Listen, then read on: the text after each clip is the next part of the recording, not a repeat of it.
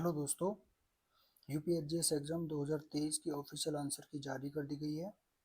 उसके आधार पर आप अपने क्वेश्चंस के आंसर मिलान कर सकते हो, मैच कर सकते हो।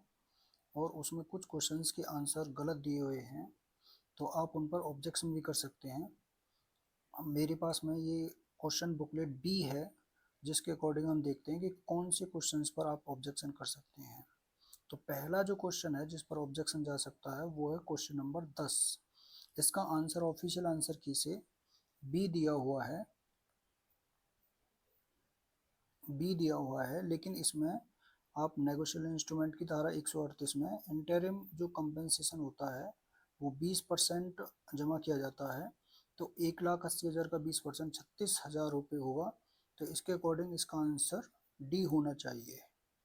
तो उसके बाद में जो क्वेश्चन नंबर 10 के बाद में क्वेश्चन नंबर 65, जिस पर आप ऑब्जेक्शन कर सकते हैं। ऑफिशियल आंसर की में 65 नंबर क्वेश्चंस का आंसर ए दिया हुआ है। और जो इसका आंसर है, जो ऑब्जेक्शन आपको करना है उसमें आप क्वेश्चन नंबर 65 का क्वेश्चन नंबर का आंसर ए दे रखा है। और आप इसमें ऑब्जेक्शन में जो क्वेश्चन जाएगा वो ऑप्शन नंबर बी इसका सही होना चाहिए, ये वाला एरियर ऑफ लैंड रेवेन्यू। तो क्वेश्चन इसमें क्या है 65, ये देख लेते हैं एक बार। Under section 154 clause 5 of the Electricity Act 2003, the amount of civil liability determined by the special court shall be recovered as if it were। तो इसके अकॉर्डिंग जो इसमें आंसर दिया है वो ए है, ए डिक्री ऑफ सिविल कोर्ट। जबकि इसका आंसर जो होना चाहिए वो होना चाहिए arrears of land revenue.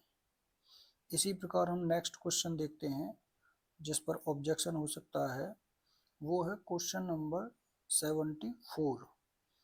Question booklet ये बी है, तो क्वेश्चन बुकलेट बी का question number 74। An agreement not to raise the plea of limitation is. परसीमा के अभिवचन को शामिल न करने वाला करार।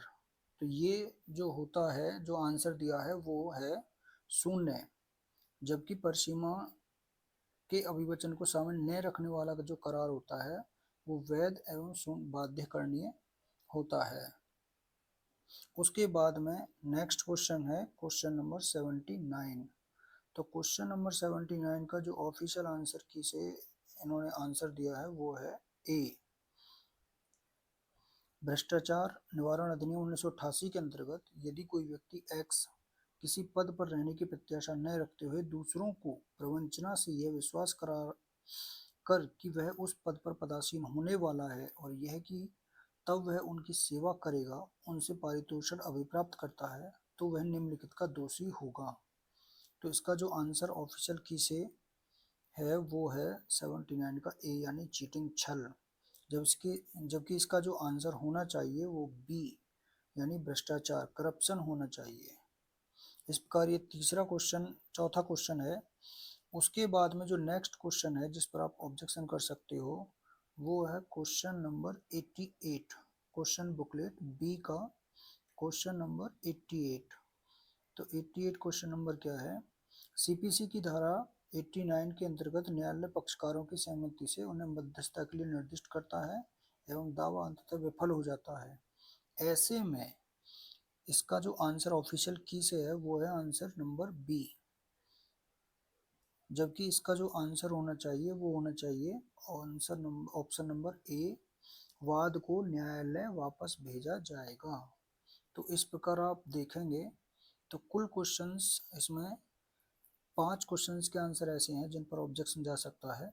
तो आप जो है इनमें से 5 क्वेश्चन पर ऑब्जेक्शन लगा सकते हैं।